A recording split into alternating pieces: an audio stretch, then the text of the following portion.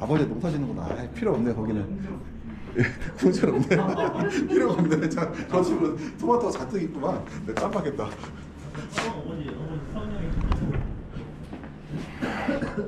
도움도 안 돼. 오늘은 저기 기말고사 문제 대충 한번 붙어보려고 그러는데요. 한번 볼게요. 일단은 우리가 오늘 그 실습 가나요? 가죠. 1시 10시 반에 가서 마지막 유인해야 되는데 혹시라도 집에 안 가는 학생들 있으면 나중에 저랑 같이 토마토 따먹으러 중간에 몇번 가자고. 일단 우리가 배지의 특성에서 보게 되면은 일단 배지라는 거는 여러 가지 특성이 있어야 되잖아요. 그 중에서 이제 일단은 뭐 안전해야 되고 그 다음에 물리과학적으로 안전해야 되잖아요. 그래서 그러면은 우리가 그 물리성에 대해서 한번 보려고 그러는데요. 물리성은 이제 여러 가지가 있어요. 배지의 물리성 하면은 공급률 중요하죠. 공급률이 뭐예요? 공간이죠. 그러니까 입자가 차지하고 나 있는 공기, 그러니까 산소나 공기나 아니면은 그런 물이 들어갈 수 있는 공간을 우리가 공급이라고 하는데 보통 토양 같은 경우는 한 50% 정도 되는 반면에요. 그 뭐죠? 저기 배지 같은 경우는 한 70에서 80% 되는 것을 우리가 공급이 그 정도 되거든요. 그래서 공급률이 높을수록 좋은 배지라고 할 수가 있겠어요. 그래서 일단 공급률이 이제 물리성이고 그 다음에 보수성이요. 보수성은 뭐예요? 보수성은 물을 갖고 있을 수 있는 능력이죠. 일단 물과도 물리성이라고 볼 수가 있고 그 다음에 이제 물리성 중에서 또 하나가 삼상의 비율. 그러니까 뭐냐면은 공급, 그러니까 액상, 기상, 고상 등 세 가지 기능을 우리가 삼상이라고 하는데요. 삼상이 어느 정도 되는지를 우리가 그걸 물리성이라고 하고요. 그 다음에 화학적으로 얘기를 할 때는 화학 같은 경우는 우리가 여기서 이제 뭐 화학성은 뭐 pH라든가 CEC라든가 양이온 취한 능력이라든가 EC 이런 것들을 우리가 화학성이라고 해요. 그러면은 공급률, 삼상비율, 유효수분 함량 같은 경우는 물리성이고 pH, EC, CEC 이런 것들은 바로 화학성이 되겠죠. 이들이요. 그 다음에 배지의 물리적 특성에 대해서 얘기를 할 때 일단 배지의 보수성이 큰 배지는 유효수분이 많은 배지를 우리가 보수성이 크다고 얘기할 수가 있어요. 그래서 보수성은 바로 보수성이라는 거는 보수성이 큰 배지인 유효수분이 많은 배지를 우리가 말하고 있는 거고요. 근데 일반적으로는 입자가 작은 배지가 입자가 작은 배지들이 어때요? 배수성이라는 건 뭘까요? 배수성은 물을 내보내는 능력이죠. 근데 배수성이라는 거는 물을 내보내는 능력인데 입자가 크면은 배수성이 좋을까요? 작을 때 배수성이 좋을까요? 우리가 그 코이어 배지 얘기했었죠. 코이어 배지가 칩이 많은 배지 어떻다고 했어요? 물 빠짐이 좋고 더스트가 많은 배지는 보수성은 좋은 대신 물 빠짐이 나쁘다고 했었어요. 그러면은 입자가 굵을수록 배수성은 좋아지고 입자가 가늘수록 배수성은 나빠지겠죠. 이것들이요. 그다음 우리가 일반적으로 얘기할 때 이상적인 유효수분 함량은 약 70에서 80%를 얘기해요. 요즘 한 안면 배지 같은 경우는 거의 80%까지 나오고 있거든요. 유효수분 함량이. 그래서 보통 코코넛 배지는 3-40%, 그 다음에 안면 배지는 7-80%라고 해서 일반적으로 우리가 안면 배지가 더 성능이 좋다고 하는 이유가 바로 유효수분 함량이 70에서 80%로 높기 때문이거든요. 그 다음 토양의 총분이 한 50% 정도 된다고 얘기했어요. 그 다음에 배수 능력에서 좀 볼게요. 배수 능력은 우리가 지난번에 시험을 이거 낼 수도 있을 것 같은데 배수 능력은 우리가 배지의 내부를 손쉽게 조절할 수 있는 능력을 우리가 배수성이 좋다고 그래요. 배수성은. 그러니까 배수성이 좋은 배지는 배수성이 나쁘다 그러면요. 제일 나쁜 게 뭐냐? 우리가 일반적으로 얘기할 때 배수성이 제일 나쁜 게 흙이에요.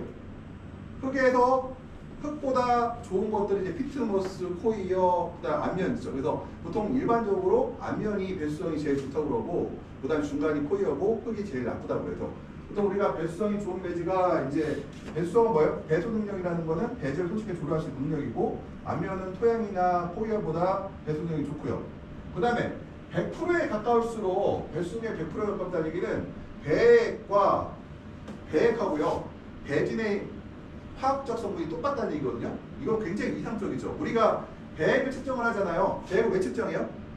배진액 측정하고 알고 싶은데 너무 어렵잖아요. 그래서 우리가 배액을 갖고 측정하는데 배액과 배진액가 똑같을 때, 그러니까 배액의 화학적 특성과 배지의 화학적 특성이 똑같아지면 그걸 우리가 100%라고 하는데 이건 굉장히 이상적인 배지죠. 그래서 이거는 100%에 갖고는 배수 능력이 굉장히 좋은 거고 0에 가깝다는 얘기는 굉장히 성능이 떨어진다고 볼 수가 있겠죠. 그 다음 코이어 배지 같은 경우 볼게요. 포열 배지는 시간이 지나면 뭘로 바뀌어요? 분해되면서 굉장히 미세한 가루로 바뀌게 되죠. 그러면 그게 성능이 좋아져야 나빠져요. 배수 능력이 나빠지죠. 그러니까 더스트라고 해서 화인 더스트가 있고 붉은 더스트가 있는데 화인 더스트는 되게 나쁜 거라고 했어요. 근데 이게 시간이 지나면서 화인 더스트로 바뀌어요. 화인 더스트로 바뀐다는 얘기는 흙에 가까워진다. 포열 배지를 오래 쓰게 되면은 흙하고 가까워진다는 얘기는 뭐예요? 배수 능력이 좋아진다, 나빠진다? 그렇죠. 흙이 제일 나쁘다고 했어요. 우리가 쓰고 있는 모든 물질 중에서 우리가 농사를 지을 때 쓰는 것 중에서 제일 나쁜 배수 능력을 갖고 있는 게 흙이라고 했어요. 흙이요. 그리고 우리가 여기서 볼게요.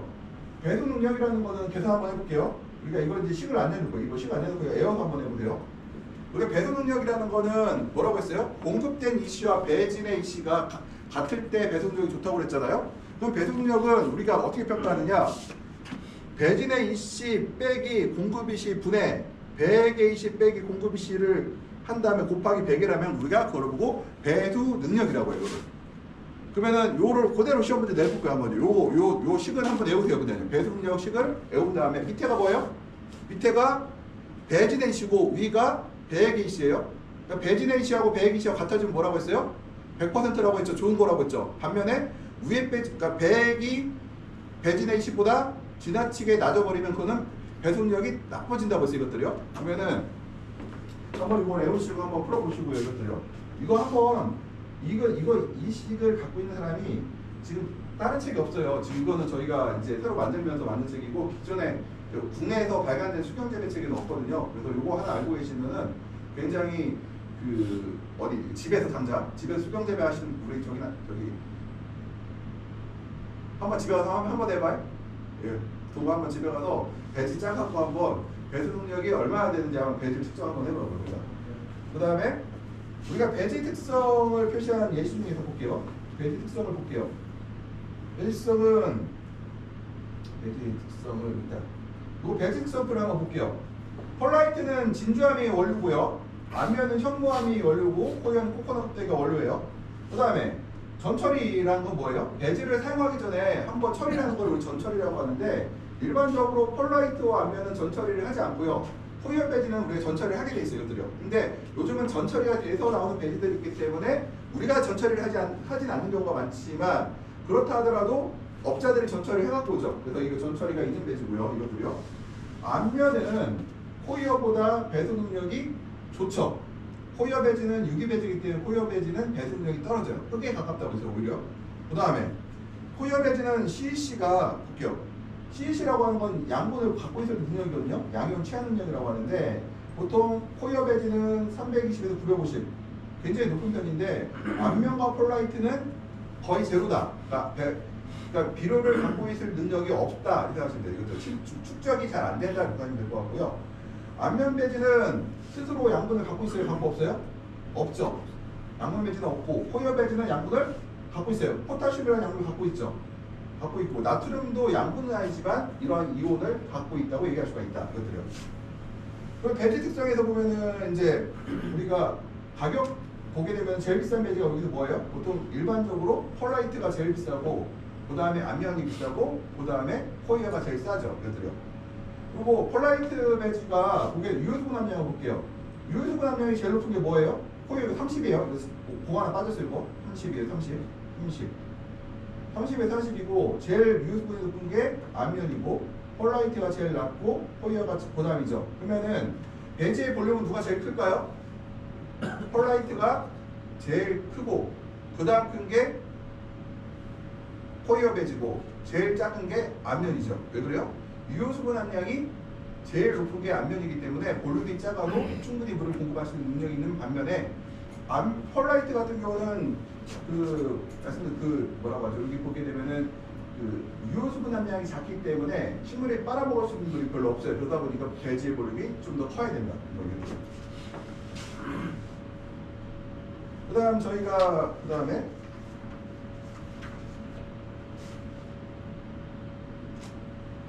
폴라이트는 내가 제가 잘 안 써서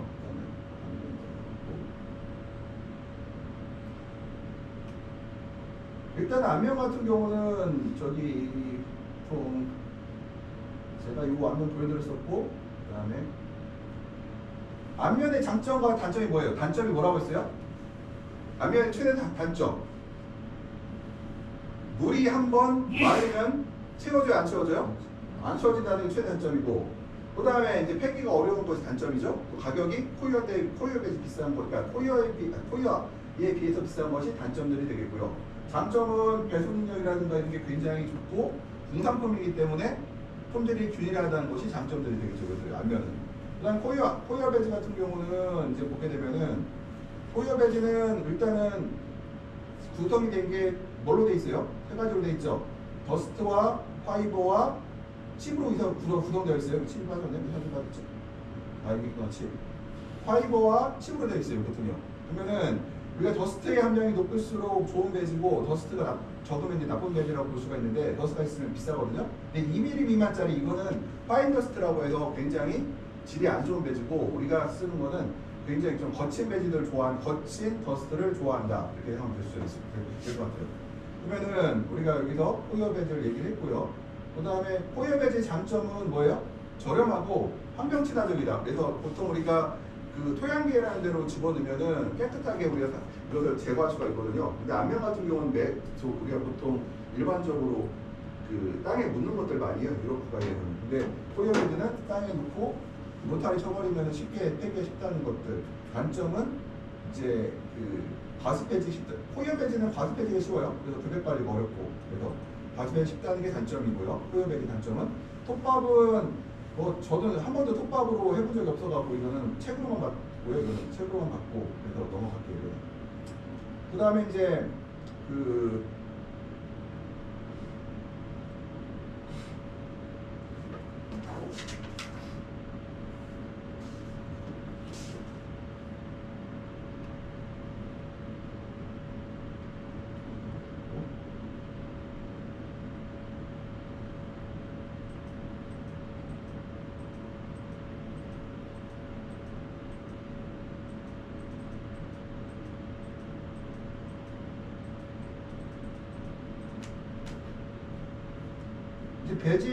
배양액에 대해서 좀 설명을 좀 해보려고 하는데 배양액에는 지난번에 그 견학 갔을 때 우리가 그 안내하신 분이 뭐라고 했어요? 농업용수 쓰는 게 뭐라고 했어요? 지하수, 하천수, 뭐 수돗물, 빗물이 있는데 거기서 하천수를 쓰다가 어떤 일이 생겼다고 했죠?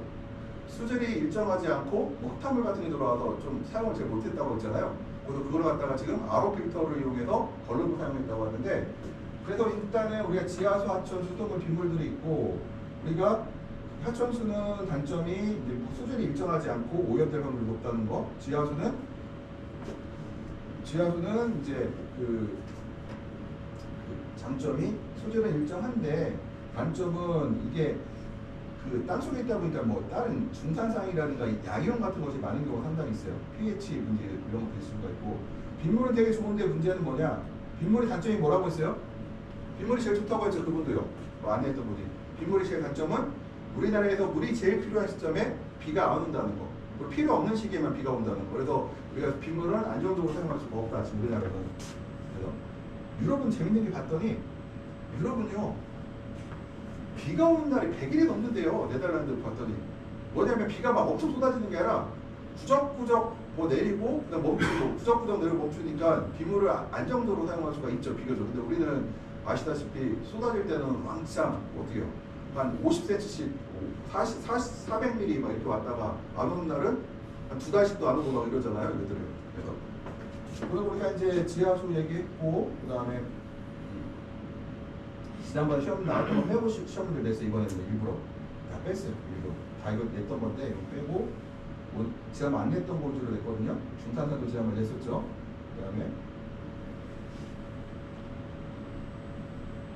지금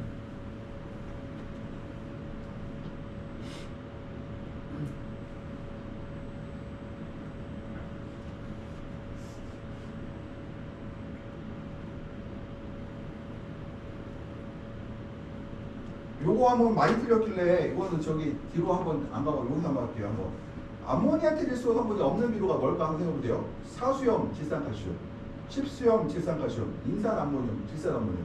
그러니까 암모니아태가 없는 게 뭐예요? 3번, 4번은 인산암모늄은 암모니아가 있다는 얘기죠. 질산암모늄도 암모니아가 있다는 얘기죠. 그러면은 10수염 질산칼슘하고 사수염만 나왔잖아요. 그러면은 제가 10수염과 4수염장의 차이가 뭐라고 했어요? 비료적인 차원에서 봤을 때 10수염은 아모니아 태질소가 들어있고 4수염은 없다고 그랬었죠. 그래서 4수염 비료를 쓸 때는 반드시 질산아모늄이라든가 인산아모늄 같은 아모늄 처방을 같이 써야 된다고 했어요. 이것들요. 그러면은 우리가 지난번 이걸 생각보다 많이 틀렸더라고요. 4수염은 하고 10수염은 근본적인 차이다 보다 아모니아 태질소가 있느냐 없느냐. 그 다음에 비료는 누가 많아요? 4수염이 많아요? 10수염이 많아요? 10수염이 더 많이 들어있죠. 한 10% 정도 더 들어있어요. 비료량이. 그래서 그렇게 알고 있으면 되고 상식적으로. 그 다음에 pH를 측정할 때 pH는 평균내라고 했어요? 아니면은 저기 뭐야 범위를 넘어가는 걸 찾으라고 했어요? 범위 넘어가는 걸 찾으랬어요. 평균내면 절대로 안 된다고 했어요. 10개를 했으면은 10개 안에서 내가 목표치로 하는 pH가 넘어가는 것이 몇 개인가. 그리고 다음 주에 또 쟀을 때 몇 개가 위로 올라갔는지 내려갔는지를 확인해서 그 pH를 조정해야 된다고 했으니까요. pH는 평균 내는 게 아니다. 그 얘기했었고, 그 다음에 저희가 비로 얘기했었고, 비로 쭉 넘어가고, 철에 대기할 때 이제 철비로 관련해서 EDTA는 일반적으로 우리가 뭐라고 해요? EDTA 철을 갖다 우리가 수경 재배할 때 가로 철이라고 얘기를 해요. 내년부터는 내년이 3월달에 온실 저지거든요. 그럼 아마 비료를 우리 학생들이 돌아가면서 4인 1조로 한 번씩 타라고 할 텐데 EDTA 철이 바로 가로 철이에요. 제일 싸요. 철 중에서. 그 다음에 TPA나 EDTH 철은 뭐요? 우리가 흔히 말해서 액상철이라고 하거든요. 근데 우리가 액상철하고 가로철하고 얘기를 할 때 어때요? 함량이 누가 철이 많아요? 가로철이 많아요? 액상철이 많아요? 가로철이 많죠? 가격은 액상철이 더 비싸요. 그럼에도 불구하고 우리가 가로철을 쓰는 이유는, 액상철을 쓰는 이유가 뭐예요? pH가 어떻게 옆에 보이는? UPH가 EDT 가로철은 4에서 6인데 DTPA나 EDTH철은 어때요? 더 넓죠, 범위가. 넓으니까 어때요? 우리가 보다 안정적으로 안전하게 사용할 수가 있겠죠. 그래서 가로철보다 액상철이 비싸지만 경우에 따라서는 우리가 액상철을 사용할 수가 있다는 거고요. 그 다음에 우리가 이제 포이어 배지에서 얘기를 할 때 그 다음에 또 있고, 그래서 포이어 배지는 양분을 갖고 있어요? 양분을 안 갖고 있어요? 가지고 있죠. 그 다음에 재배기한 어때요? 계속 썩어요? 안 썩어요? 썩는다는 건 곧 분해된다는 얘기예요. 그 다음에 포이어는 코코넛의 열매죠. 우리가 그건 알고 있는 거고. 그 다음에 철 얘기했었고, 그 다음에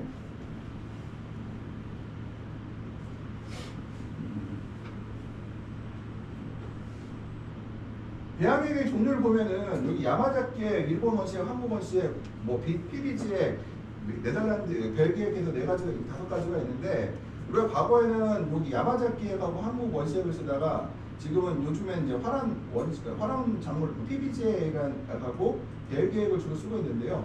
보시면은 분포가 어떤가요? 지금 양분차가 굉장히 크죠. 근데 이게 왜 그러냐면은 지금 야마자키액하고 지금 요 화랑액하고 차이가 왜 차이 나냐면요.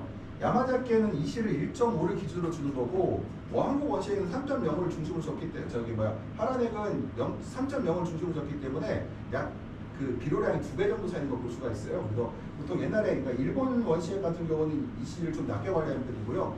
그 유럽에서 개발된 양액들은 이 시를 보통 3.0, 2.5에서 3.5 사이로 관리하거든요. 그래서 이 시가 좀 높은 편이에요.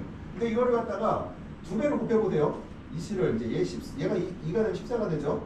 얘를 2를 넣으면 1.3이 되고요. 4를 넣으면 4가 되고요. 쭉 되는데 그럼 거의 비슷해지죠. 근데 벨기액을 볼게요. 벨기액을 보면은 얘랑 이 시가 똑같은데 보시게 되면은 이거 어때요?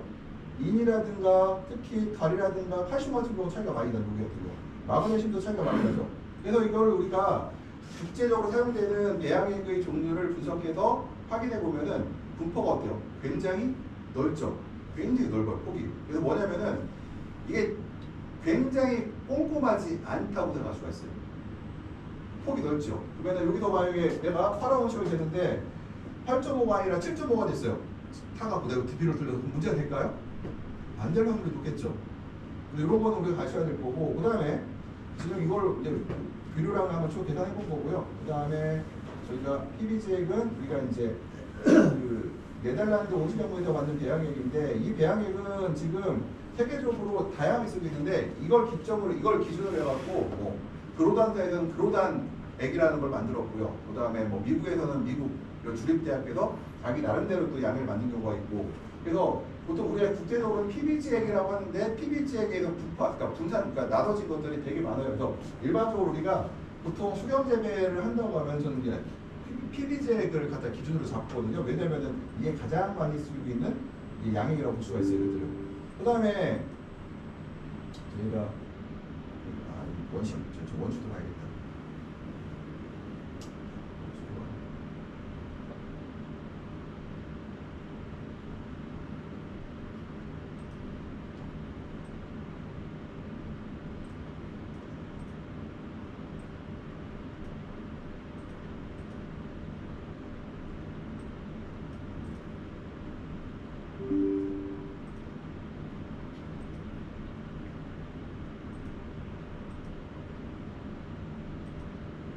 이 배제의 조성을 보면은 이렇게 조금 넓게 분포하고 있죠. 이것들을 보면은. 그래서 뭐 원자량 보면 상한가, 한가가 이게 이제 기존에 이제 만들어진 배양액을 기준으로 해서 이제 조성한 건데요.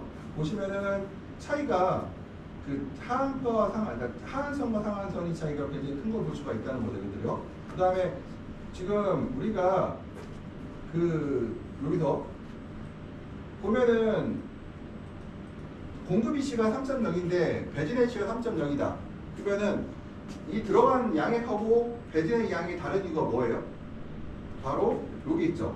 비료를 흡수할 때 질산테나 암모니아테, 인산, 포타슘, 망간 같은 경우는 흡수가 빠른 반면에 특히 마그네슘이나 칼슘, 황산 같은 거는 그러니까 흡수가 느려져요. 그러면은 만약에 공급되는 거와 배진의 이시가 같다는 가정이라면 어때요? 배진의 양분은 들어간 배양액보다 특정 양분이 모질랄 확률이 되게 높겠죠. 뭐가 모질랄까? 이 중에서 특히 질소나 인산이나 포타슘이 모질랄 확률이 높다. 그래서 실제로 자주 그런 사고는 안 나는데 얼마 전에 그러니까 한 2달 전인가 한 달 전인가 그때 제가 아시는 분이 저 포타슘 사고가 난 적이 있어요. 실제로 저는 포타슘 사고가 부족하지는 않았을 거로 생각했는데 배액 부정을 하니까 포타슘 농도가 높다. 잎이 탔거든요. 그래서 왜 탔을까? 우리는 다른 원인을 찾았었는데 그 배진의 배액을 분석해서 조사한 결과 포타슘이 아래 말했던 하한선 이하로 떨어져 있다는 거죠. 그래서 포타슘을 추가로 넣어주는 시비를 다시 했거든요. 그걸 갖다가. 그래서 이런 경우에 이제 왜 그러냐? 포타슘이라는 거나 인산이나 이런 건 흡수가 빠른데 다른 양분들은 흡수가 안 되기 때문에 느려지기 때문에 실제로 배진에서는 작은 확률이 높다는 거예요. 그 다음에 포유 배진은 특징이 뭐예요? 철을 흡착함으로 2배를 더 준다고 했어요. 일반보다 뭐라고 해요? 2배를 더 준다. 뭐보다? 일반적인 펄라이트나 안면 대비 포유 배진은 철을 2배 정도 줘요. 2배 정도. 왜? 얘가 잡고 있기 때문에 그렇고요. 그 다음에 종식 초기에 우리가 질산칼슘을 넣어주는데 그러니까 포수를 할 때 질산칼슘을 넣어주는데 그때 왜 그러냐면요. 배제 포유 배제에는 포타슘하고 칼슘을 서로 교환시키고 치환식 바꾸려고 해요. 그때요. 왜냐면은 이게 잘못해서 배지에 포타슘이 너무 많게 되면요 칼슘의 흡수를 방해하거든요. 그래서 포타슘을 빼주기 위해서 칼슘을 넣어준다. 우리가 전처리해서. 그 다음에 비료라는 계산은 이제 저희가 넘어가고 이거는 내년에 2학기 때는 2학년 때는 그 뭐죠 컨설팅 사례에서 요거 갖고 한번 배양액을 한번 만들어보는 쪽으로 한번 하면은 욕먹으려나. 일단 봐서 이제 한 번씩 조금씩 한번 만들어보자고. 그 다음에 저희가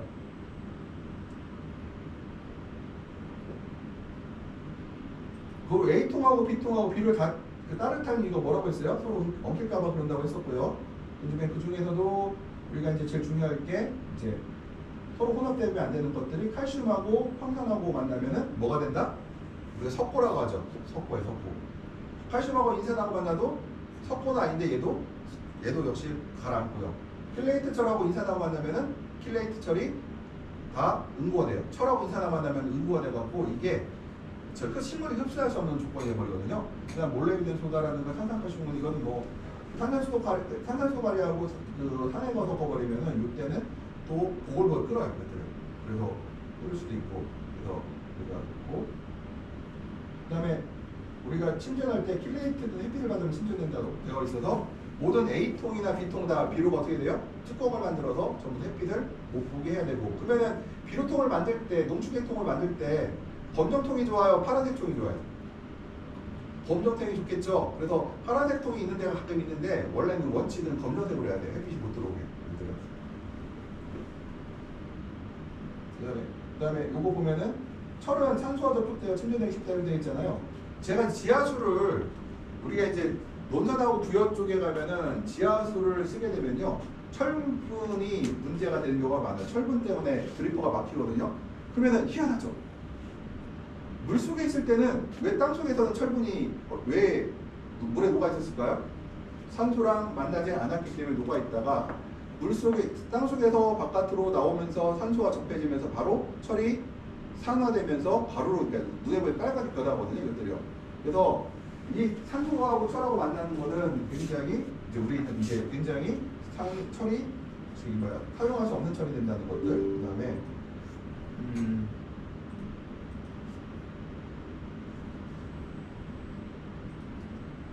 우리가 보통 농축배양에는 주기가 얼마예요? 1주에서 2주라고 했어요. 그래서 1주에서 2주 정도만 사용해야 되고 만약에 3주가 넘어가면은 이제 2주가 넘어가면은 안 좋다는 거고 최대한 우리가 빨리빨리 사용해서 끝내는 게 빨리빨리 하는 것이 의무가 된다. 그래서 우리가 아무리 A통, B통을 했어도 결과적으로는 얘가 이제 뭐라고 하죠? 응고가 될 수밖에 없거든요. 녹이 지나기 때문에 이것들이. 그 다음에 우리가 A통을 녹이는 순서 볼게요. 일단은 물을 한 80% 채워요. 그 다음에 물로 양을 맞춰요. 80%를. 그러니까 대량 원소를 넣으라는 얘기예요. 대량 뭘로요? 대량 원소를 질산칼슘, 질산가리를 다 집어넣고 80%를 넣고 물을 채우고 다시 물을 채워서 100을 맞춘 다음에 여기다 뭐래요? 그 다음에 할 게 뭐가 있어요? pH를 뭘로 맞춰요? 5에서 5.5 전후로 우리가 맞추죠. 왜요? A통의 pH를 5.5로 왜 맞출까요? 철이 pH가 높을수록 산화가 잘 되니까 어떻게 해요? 우리가 한 5.5로 만들어서 철을 갖다 킬레이트처럼 우리가 오랫동안 보존하려고 우리가 하는 것들이거든요. 그 다음 산을 넣고 그 다음 마지막에 뭘 넣어요? 철을 넣죠. 마지막에 철을 넣어요. 마지막에 철을 넣고 그 다음 B는 어떻게 해요? B는 미량원소를 녹이는 다량원소를 녹인다. 왜 미량원소를 녹일까? 먼저 물을 한 70% 정도 채운 다음에 미량원소를 집어넣어요. 미량원소를 왜 넣어요? 먼저 넣으니까 미량원소가 잘 안 녹아요. 이것들이 뭐 붕산이라든가 이게 잘 안 녹으니까 일단은 물을 80% 채우고 미량원소를 집어넣고 채운 다음에 그 다음 뭐예요? 그 다음에 다량원소를 넣죠. 다량원소를 넣고 그 다음에 뭐예요? 그 다음에 다시 물을 1톤을 맞추죠. 이것들이요. 순서가 미량원소 물 7, 80% 채우기 다시 100%물 채우기 그 다음에 저기 100%물 채우기 미량원소 아니 물 넣고 미량원소 넣고 물을 70% 채우고 비료 넣고 다시 뭐예요? 물을 100% 1톤 맞추기죠. 이것들이요. 순서가. 그리고 이게 하나 이제 얘기 들어보면은 요즘에 이제 농축배양을 해서 일단 저희가 만들 때 햇빛이 들어가지 않게 한다는 게 중요하고요. 절대로 물이 안 들어가게 하고. 그 다음에 FM으로 할 게 있어요. 지금 사실은 저희도 잘 안 하는데 요 6번. 사실은 여기 우리 이제 학생들 중에서 일부가 이제 대형 농장 재배사로 갈 분들 몇 분 계실 거예요. 그러면은 이게 뭐냐면은 각 농축배양에서 소량을 채취하여 사용 배수를 시덕한 후 pH와 EC를 측정하여 원하는 값인지 확인한다. 그 다르면 그 원인을 밝혀내고 해결한다. 이게 뭔 뜻이에요? 1톤 내가 탔어. A통, B통을. 그러면 여기서 어떻게 해요? 여기다가 물을 갖다가 1리터를 물을 1리터를 넣은 다음에 양쪽에서 10ml씩 넣고 그럼 몇 배액이 돼요 이게? 100배액이 되죠. 100배액을 넣고 EC가 3.0이야. 어때요? 괜찮죠? EC가 2.5야. 괜찮죠? pH가 5.6이야. 그럼 괜찮죠? 그럼 그대로 공급하면은 이상이 없죠. 근데 내가 탔는데 봤더니 EC가 1.5야. 그리고 pH가 7이야. 그럼 내가 비료를 잘 탄 거예요? 못 탄 거예요? 잘못한 거죠. 그럼 어떻게 해야 돼요? 다시 타야 돼. 다 버리고.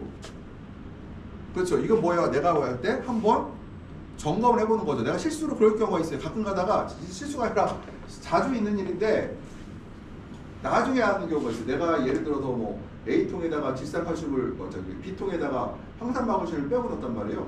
황산 마그네슘 안 넣으면 농상 안 될까요? 잘 몰라요. 몰라. 절대로 몰라. 나중에 가서 알아요. 나중에 가서 이게 생산량이 줄어든 다음에 그리고 끝까지 재배가 끝날 때까지 모를 수도 있어. 왜냐? 비롯한 게 며칠 가요? 1주에서 2주 가라고 했죠. 근데 1주 만에 다 소비치가 됐어. 그럼 어때요? 분명히 충격을 받았지만 나는 몰라. 이거를 결과적으로 몰라요. 그렇지만 생산량이 분명히 나쁜 영향을 준 건 확실해요. 생산량이 줄었는데 내가 왜 줄었는지 모르죠. 그것들을. 그래서 이건 뭐다? 내가 실제로 신기한 게 뭐냐면요.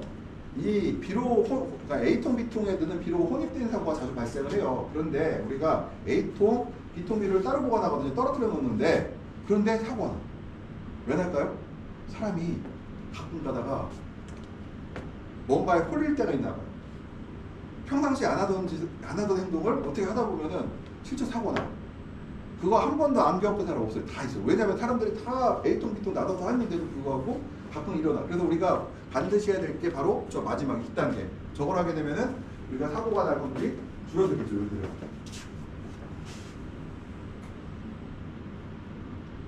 그 다음에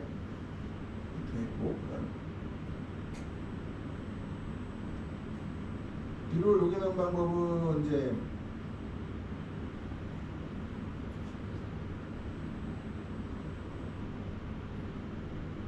우리가 십수염 사수염에서 요거를 제가 한 번 더 말씀드리지만 십수염 사수염은 우리가 수경 재배할 때 가장 많이 헷갈리기도 하고 가장 잘 교환해 쓰는 것이 십수염 사수염 비료거든요. 그래서 십수염 비료는 사수염 비료는 뭐가 없다?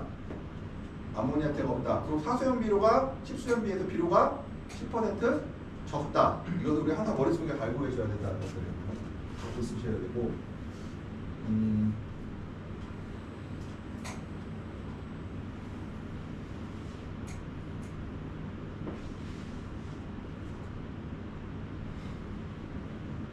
산 조절은 제가 요거 볼게요. 제가 이제 등권 양도 이게 표준법이거든요. 저희가 이제 이것도 컨설턴트 할 때 사용하는 배액 분석을 하면은 우리가 이제 분석을 하는 것들인데 3번은 뭐예요? 3번이 적정 단계고 1번, 2번, 3번, 1번, 2번은 뭐예요? 양이 모자란 거죠. 그리고 4, 5번은 양이 많은 거죠. 그러면은 여기서 하나 여쭤보겠어요. 1번인데 보면 3번인데요. 3번 볼게요. 포타슘은 4고 칼슘은 2고 마그네슘은 다시 5 질산대지수는 5인 상태가 있을 수 있을까 없을까요? 있어요. 그러니까 비료의 성분마다 어때요? 그러니까 3번이 뭐라고 3번이 우리가 기준점에서 3번이 적정 상태예요. 우리가 이제 이거 컨설팅 할 때 쓰는 그 기법이거든요. 3번은 뭐예요? 적정이에요. 1, 2번은 낮은 상태고 3번, 4, 5, 5번은 높은 상태예요. 이것들이요. 근데 우리가 이제 착각할 수 있는 것 중에 하나가 모든 양분이 어떤 거는 예를 들어 2단계일 수도 있고 어떤 양분은 3단계일 수 있고 어떤 건 4단계일 수가 있다. 그래서 비료마다 실제로는 한 상황인데 그 비료마다 그 배액을 조정해 보면은 어떤 거는 모질라고 어떤 건 남게 되면은 우리가 어떻게 조정하느냐. 요 보이죠? 1, 2, 3, 4, 5단계가 있어요. 그러면 요거 갖다가 바로 아랑끌어요. 내가 만약에 포타슘이 2단계다. 그럼 어떻게 해요?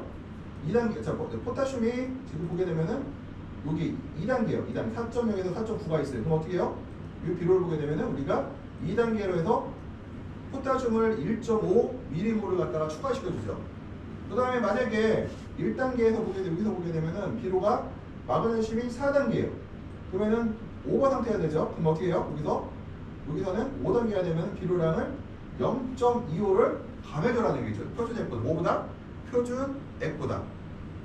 감싸주라는 얘기예요. 그래서 저희는 요거 할 때 PBG액을 기준으로 했을 때 우리가 이런 식으로 컨설팅을 해준다는 거죠. 그리고 만약에 내가 PBG액이 아니라 만약에 벨기액을 쓰고 있다. 벨기액도 맞춰서 요게 준해갖고 처리하실 때 이렇게. 그래서 저희가 이제 제가 이제 PBG액을 추천하는 이유 중에 하나가 굉장히 PBG액이 이렇게 잘 돼 있어요. 이런 표들이 잘 돼 있어갖고 쓰고 있고요. 그 다음에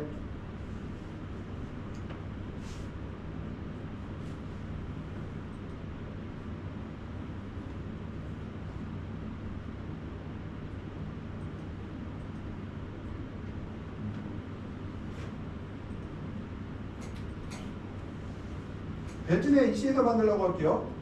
우리가 생식생장으로 만들려면 이시를 높여야 돼요, 낮춰야 돼요? 어? 동우야, 여명아, 생식생장으로 만들려면은 이시를 높여야 돼, 낮춰야 돼? 높여야 되지. 예, 그냥 놓고 생식생장을 만들려면은 그 다음에 벤진의 이시를 낮추기 위해서 우리가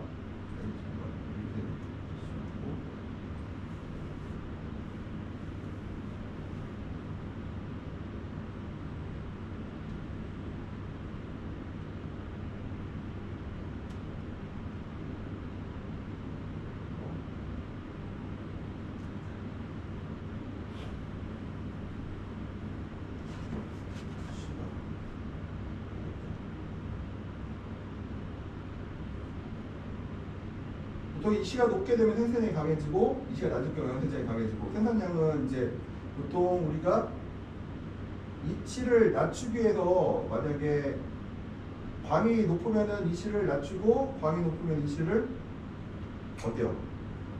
광이 높으면 이시를 낮추고 광이 없으면 이시를 낮추고 하는 거고요. 그 다음에 우리가 그 관리를 할 때 근권 이시를 낮추기 위해서 잠깐만.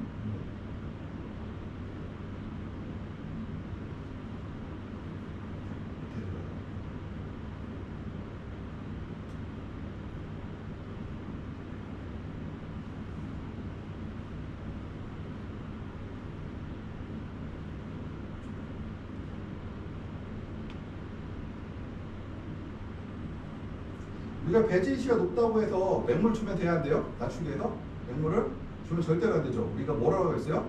내가 원하는 이시로 물을 줘서 어떻게 한다? 바깥으로 더 많이 밖으로 배출시킨다고 그랬죠. 예를 들어 내가 이시를 떨어뜨리고 싶으면 근권 이시가 8이야. 내가 이시를 5로 목표로 떨어뜨리고 싶으면 어떻게 해요? 이시를 3으로 해서 물을 한 번에 많이 주게 되면은 이시 3인 비료가 8인 배지를 밀어내고 섞이면서 이시를 낮춘다고 했죠. 그래서 내가 할 때 절대로 우리가 목표치를 근권의 이시를 목표이시를 우리가 배진의 이시를 목표이시라고 하는데 목표이시를 낮추기 위해서 절대로 맹물이나 지나치게 낮은 농도의 비료를 주면 안 되겠다. 그래서 예를 들어서 뭐 1.5로 3.5로 3.0으로 관리하던 그 농장에서 1.5로 이시를 3.0으로 이시를 낮추기 위해서 1.5로 비료를 주거나 맹물을 줘서는 안 된다는 것이거든요. 그 다음에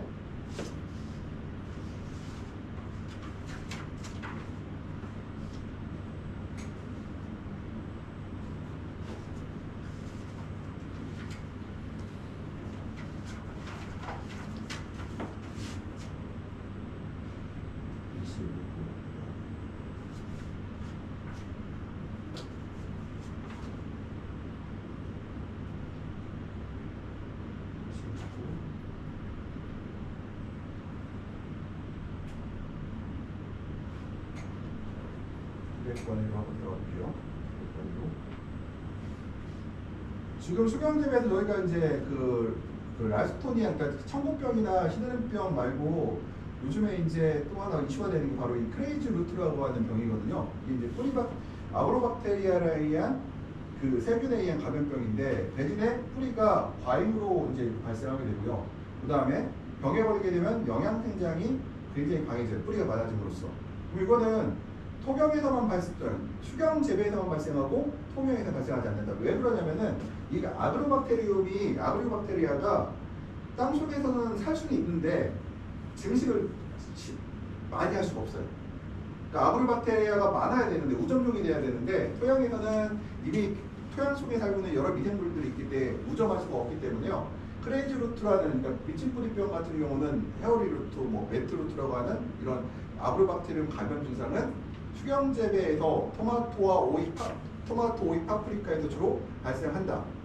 그래서 토경 재배는 거의 토경 재배도 발생이 안 되고 있어요. 그래서 이렇게 알고 계시고 굉장히 중요한 뿌리병이라고 생각하시면 되고요. 들어가 보시면은 그러면 이제 급액 관리를 좀 볼게요.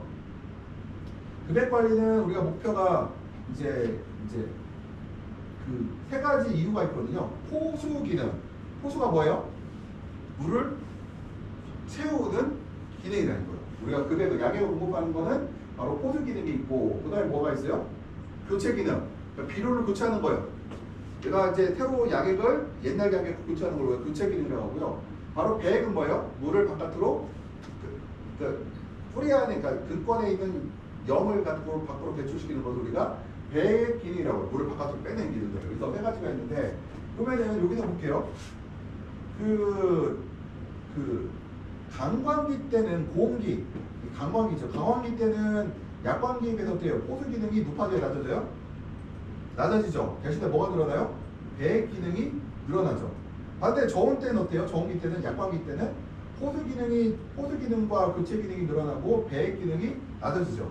또 광이 많으면은 배액이 늘어나고 광이 줄어들면 배액이 줄어들고 그러면 당연히 호수 기능과 교체 기능이 증가한다. 이것들을 알고 계시면 될 것 같고요. 그 다음에 급액 관리에 대해서 우리가 얘기를 할 때 우리가 급액 관리에서 제일 큰 문제가 뭘까요? 급액을 관리할 때 양을 뭘로 제일 크게 결정을 해요? 광량이 제일 중요하죠. 그 다음에 작물 활력이 좋으면은 비례 더 많이 줘요. 활력이 좋을 때는 물을 많이 흡수하기 때문에 좀 더 주는 경향이 있고 또 온도가 높을수록 급액량을 늘리죠. 근데 공기가 건조하면 급액량을 늘려야 돼요? 줄여야 돼요? 줄여야 돼? 늘려야 되죠. 왜요? 공기가 건조하게 되면은 광량도 많은데 공기가 건조하면은 물을 보다 많이 흡수해요.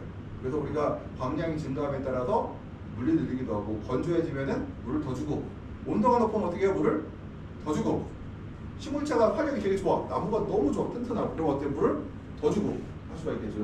잘 먹으니까 이렇게. 그 다음에 뭐 잠깐 좀 했다가 한 10분만 했다가 잠깐만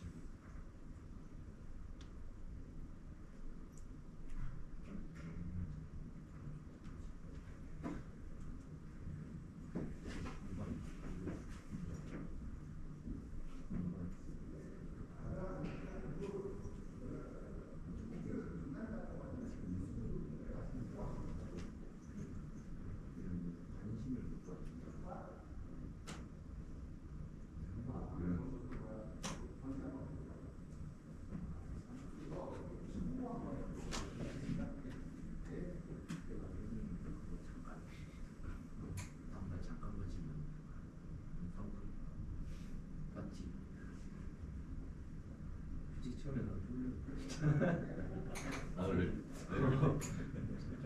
몸에 바로 아무 생겨 다시 말아.